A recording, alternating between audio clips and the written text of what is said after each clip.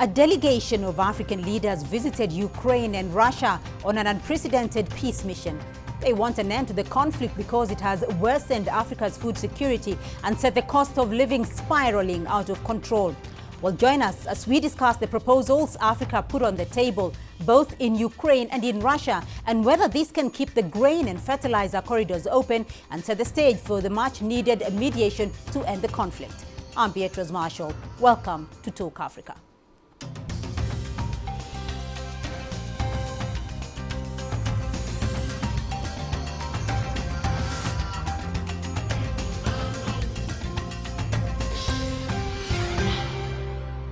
There must be a guarantee for security for all countries.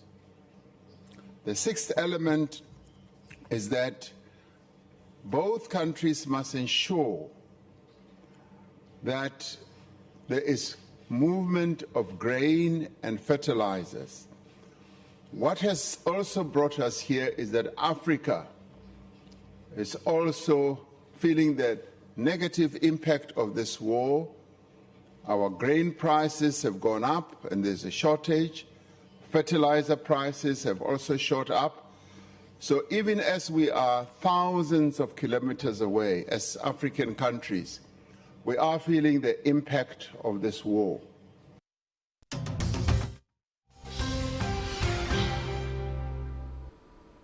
That was South Africa's President Cyril Ramaphosa in Kiev. Well, let's now bring in our panel of experts to shed light on the key issues concerning this mission.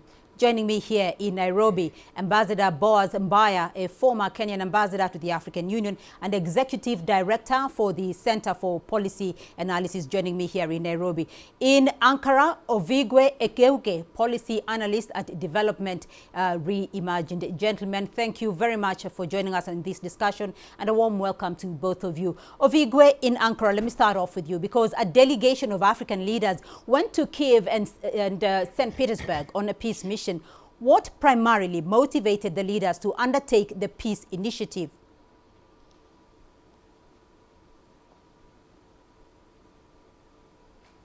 Ovigwe, if you can hear me. After a year plus, we're about 16 months into... Yeah, can you hear me? Yes, go ahead, Ovigwe. Can you hear me? Yeah.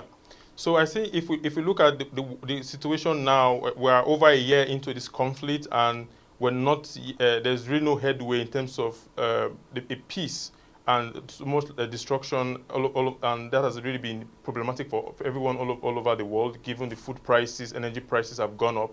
So I think overall, African countries haven't felt the pinch, from these issues of food security, energy security, and also the humanitarian disasters where we're seeing in Ukraine necessitates action from all countries, and African countries, looking to play a bigger role in global affairs, see this as an opportunity for them to engage with the leaders, of both countries to see how they, they can, find a solution, a peaceful solution, to this conflict. Ovigwe, I'm particularly interested here, though, to look at the geopolitical context of this mission, and specifically for South Africa, that is leading the delegation.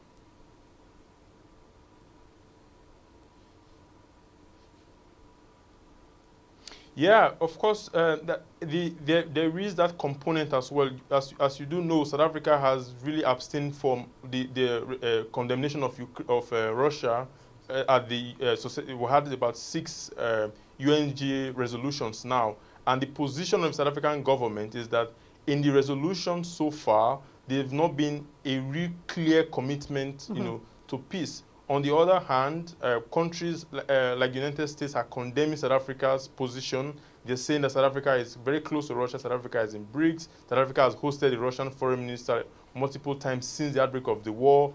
And, and also recently we saw the accusation that South Africa supplied weapons to Russia sometime last year, even though the reports are very conflicting. And also, very recently, we're hearing voices from the U.S. government talking about sanctioning South Africa because of its relationship with Russia. So from that perspective, some have argued that this initiative is good optics for the South African government, that Cyril Ramaphosa, the president of South Africa, is trying to use this opportunity, this avenue, to show that it is not just about South Africa's interest, but that South Africa also sees this conflict as being problematic and wants to be a key player in resolving the conflict. So let me bring you in, Ambassador Mbaya, because the objective of the mission is to promote the importance of peace and encourage the parties to agree to a diplomacy-led process of negotiations. Does Africa, though, have the leverage for this mission? Let's start from the point of view that Africa comprises 54 countries and a population of about 1.4 billion. So it must have the leverage, because in terms of international trade, Africa is suffering as a result of the sanctions imposed by the United States, and also in terms of the fact that we can no longer simply do trade clearly between Russia and the African countries. So it is important for Africa to assert itself and also to ensure that its interests are taken care of. We are working from a position of disadvantage, right, because I think the West seems to take Africa for granted. So that is the question here. If you feel that the West still takes Africa for granted, can Africa, though, still be ignored this time around? We are a member of the international community. International peace and security refers to all countries in the world, and we must play a part. We must play our part. I think Africa is trying to say that the conflict in Ukraine is too partisan. The West is wholly behind Ukraine and against Russia. You cannot achieve a solution, a peaceful solution, unless there is dialogue. Africa is trying to promote dialogue. That is probably the best shot we can have at this particular case. I want to rope in Nzali Matebula. She's a lecturer in the Department of International Relations at the University of Johannesburg. She's joining me now from South Africa. Nzali, you know, the African peace effort is one of the several initiatives aimed at ending the conflict. Just how significant is this move by Africa's leaders?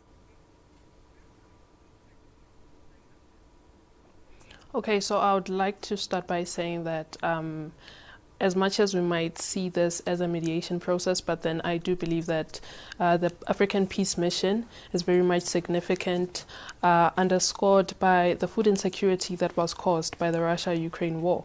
And moreover, I would like to say that it is a fact-finding mission that seeks to understand or to find if the both warring parties are actually conducive for a mediation process to start.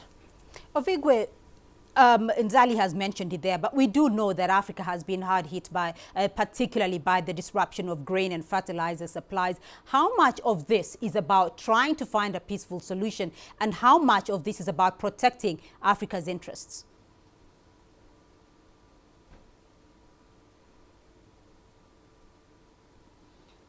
Well, I think it's important to mention that right from the beginning of this conflict, you might recall that the then AU chairperson, President of Senegal, and also Macky Sall, sorry, and also the AU Commission chairman, they went on their own out of their own efforts on behalf of the AU to engage with President Putin. And also the EU engaged with President Zelensky. So right from the very beginning, African countries and at least the African Union have been very concerned about the conflict in Ukraine. They've talked about the peace process, the need for peace. They've stressed issues around food security, around energy security, and all of that.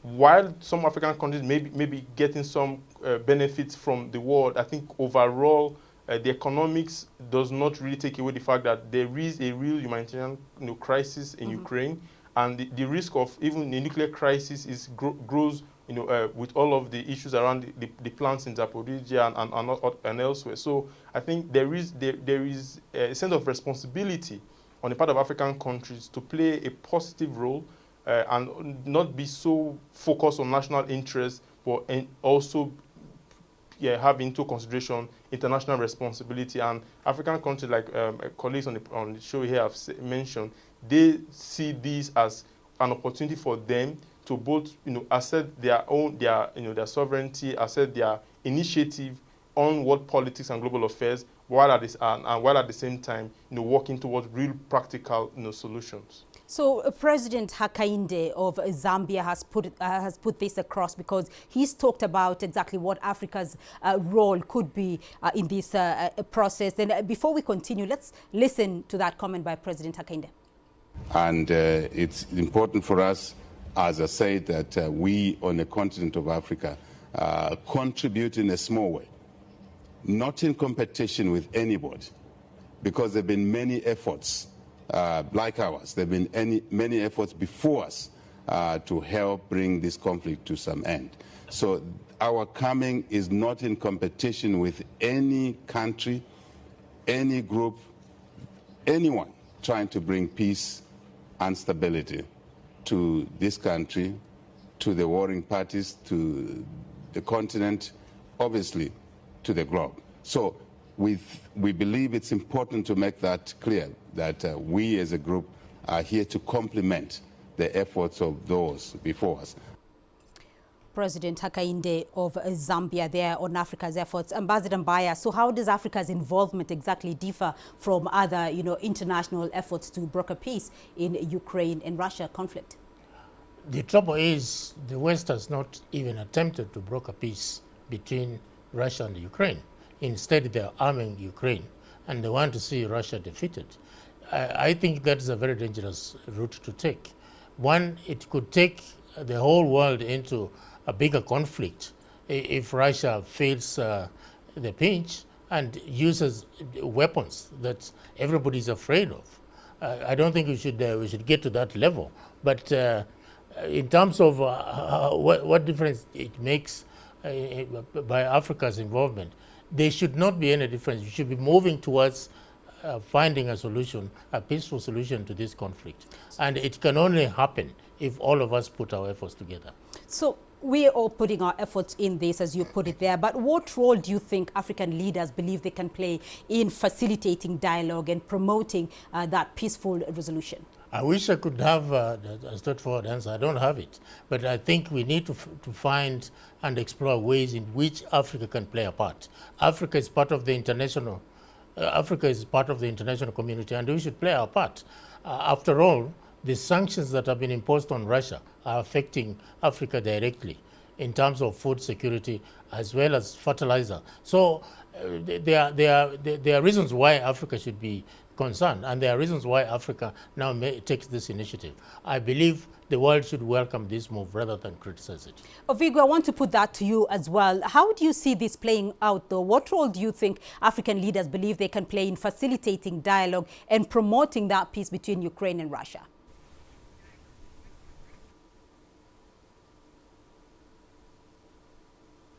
Well, I think first of all, we have to listen to what the points that President Ramaphosa is making on behalf of the delegation. He's stressing de-escalation, and South Africa has been very consistent, and in fact, many African countries have been consistent about this issue.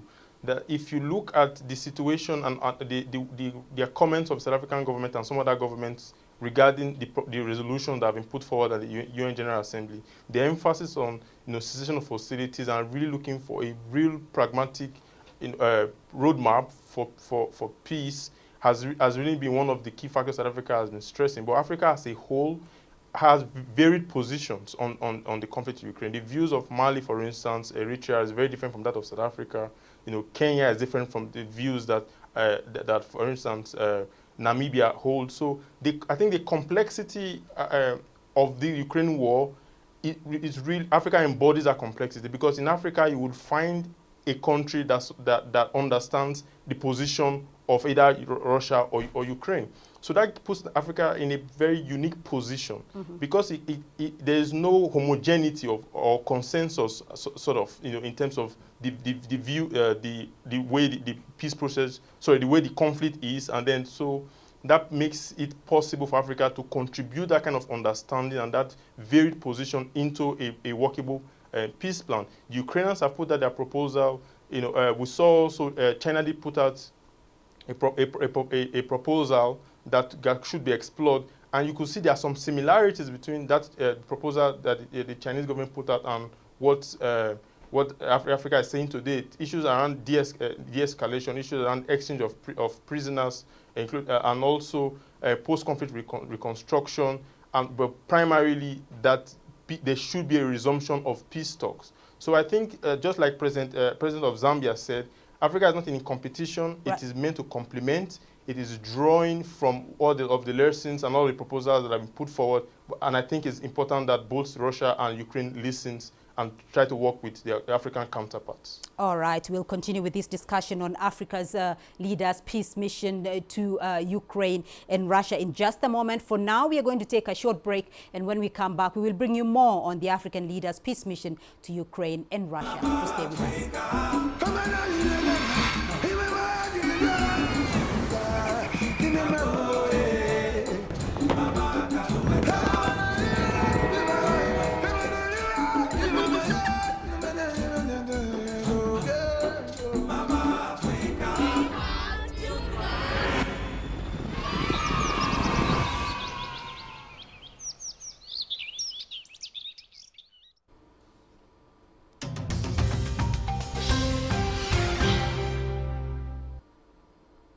Welcome back to Talk Africa, and let's continue with our discussion. Still with me in Nairobi, Ambassador Boaz Mbaya, in Ankara, Ovigwe Egeuge, and joining us from Johannesburg, Nzali Matebule. Ambassador Mbaya, to you here though, if the conflict remains unresolved, what do you see as some of the scenarios for Africa in a prolonged conflict? Well, let's put it this way. I hope the conflict does not sustain for a long time, because Africa will continue to suffer. The amount of misery that African countries are going through in terms of food security are just huge. And it is very difficult to see a resolution of the conflict, particularly by Western countries, because they are already taken their position. I don't see any other person or any other group of countries that can take initiative other than Africa, perhaps Asia. So it is important that all the players in the world take an interest in seeing that the conflict is actually de-escalated. And if that doesn't happen, then we are going to find a situation where either Russia is beaten or Ukraine is totally destroyed. We don't want to see that. We don't want a third world war. I think we need to avoid that kind of scenario very, very carefully. All right, Nzali, I want to come back to you on some geopolitics here, because the peace mission came after South Africa's President Ramaphosa recently said that South Africa itself had been under extraordinary pressure to pick sides in the conflict following accusations from the United States that Pretoria supplied weapons to Moscow. Ovigwe had mentioned that earlier. Has this in any way overshadowed the peace mission?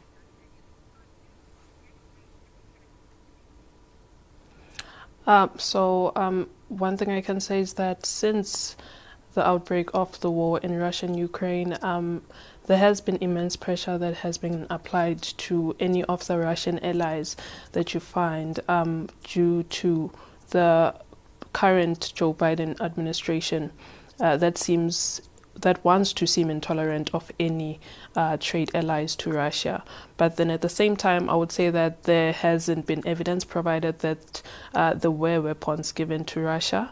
So then we can only work based on assumptions. But I do believe that South Africa has always taken this neutrality stance to say that they are for peace, because in any case, when a war breaks out, it is a risk in which we should respond immediately. And I've seen the direction in which we are taking as the whole world, whereby we are so focused on pinning on who's on which side, taking stances instead of actually reversing the effects that have been caused by war. Because irrespective of war and in the international relations space, we should actually be mindful of all the other dynamics that are attached to the war that's happening itself, all the human lives and food security that has been felt due to this war. So, Ambassador Mbaya, I want to get your perspective here. What do you think it is that is causing, jitters in the United States? Why has the West begun, questioning Africa's non-aligned position despite, numerous confirmation of neutrality by the continent? It's simple. It's global power politics. The United States looks at itself as a preeminent superpower in the world. They have already downgraded Russia in terms of pecking order in favor of China. So they don't want to see a country that they think should not be playing a major part to dictate the terms. Then, of course, United States also looks at international law and against Russia, which looks at the broader what we call the regional interest, the immediate abroad for them in terms of the former Soviet Union republics. So there is a conflict of national interest for both the United States and also for Russia. And Russia feels aggrieved that the United States is coming too close to its borders, and therefore it has to fight back. So that's why there is this impasse. And I don't know how the United States is going to look at it, because if a similar thing happened to Cuba or Mexico, they will not certainly like it. So it is about a matter of global international power play.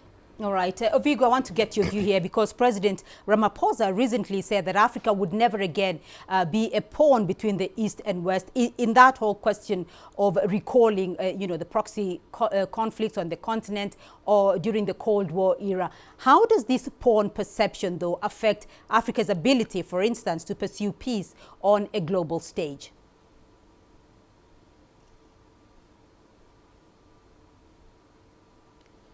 Yes, the words by President Ramaphosa actually represents what we are seeing from all parts of the continent. At the last UN General Assembly, President Macky Sall echoed the same sentiments. Other leaders across the continent have said as such. Africa is really serious about avoiding being a battleground for great power competition. And this is also because of, like you said, the history on being. It was a Cold War for the USSR and for the United States, but it was a hot war for Africa because there are so many proxy conflicts on the continent, and that is some that came with huge costs to lives and property. But overall, I think the perception of neutrality is doubted in Africa's non-alignment on neutrality is doubted in the West, because they are making a case, like Ambassador rightly mentioned, using international law, but they're also ignoring the fact that African countries are actually saying the same thing. Many African countries at the UN General Assembly stress the fact that the sovereignty of all countries should be respected, and we also see African countries recognizing the complexities that led to the war in the first place. Issues around NATO expansion that was highlighted by the Eritreans, right, as well. So I think, like I did mention, once you have a group of countries that really understand the complexity of the war from all perspectives, I think it is very crucial that they are part of a peace process, because that means they can contribute their perspectives, to a peace process. But the Cold War mentality is a major issue, because even in Africa, we know some conflicts are not even given, African initiatives are not given regards. Right. Look at Libya, for instance. When the peace process of Libya was being done, Africa was sidelined. Even in Sudan today, where we have conflict, the peace process is being held in Jeddah, and that is facilitated by the Saudis and the Americans. Even though very recently South Africa played a key role, South Africa and Kenya played a key role to broker peace in Tigray. So Africa has agencies to solve right. these problems of global peace and security, international peace and security. It just needs to be respected as a player in its own right. So I want to get your final comments here, and I'll start off with you, Nzali. What do you think might happen next?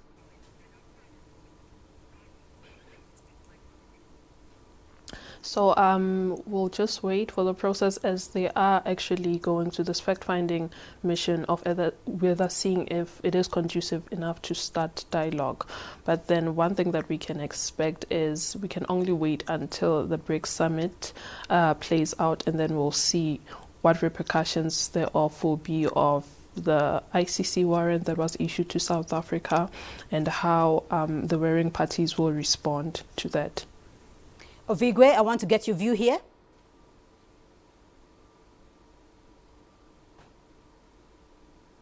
What do you think will happen next? Yes, just like a previous speaker said, of course it will be very crucial for yeah, it's very crucial to wait and see, because peace is a marathon, not a sprint. So I think this is one step. Several steps need to be taken for any positive outcome. It just needs momentum, to be built. Yeah. Ambassador Mbaya, your final thoughts. Well, I want to hope that this is just the beginning of talks about talks, and we hope that the international community can take a cue and begin to ask those two countries to talk together. There is no way we're going to solve that conflict if the West continues to arm Ukraine and Russia feels it is threatened. So they have to be brought to the table. You need a neutral arbiter. Africa, I think, provides that opportunity. I hope some Asian countries also will provide that kind of opportunity. But all of us, the whole international community, must work towards peace. And I just want to get a final thought from you here, because judging by the reception of the African leaders, what have been Ukraine's and Russia's reactions to that peace mission? Very briefly. I heard what President Zelensky said yesterday, and he was basically asking them to freeze out Russia. You can't resolve that conflict if you freeze out one party. And I think the reception in St. Petersburg has been a little bit better in terms of the African approach. We want to see both sides embracing the initiative, so that we are able to begin to talk seriously in terms of resolving it. All right. Thank you all very much for joining us on the program. But that's all we have time for on this edition of Talk Africa. A big thank you to a panel of experts in Nairobi. Ambassador Boaz Mbaya, a former Kenyan ambassador to the African Union and executive director for the Center for Policy Analysis. Thank you for joining us. In Ankara, Ovigwe Egeuge, policy analyst at Development Reimagined. Joining us from Johannesburg, Nzali Matebula, lecturer in the Department of International Relations at the University of Johannesburg. Remember, you can be a part of this conversation through our social media platforms on Facebook and Twitter, and you can watch this and other editions of Talk Africa on our YouTube playlist. Do join us again next week for more Talk Africa. From me, Beatrice Marshall, and the team here in Nairobi. Until next time, it's bye-bye.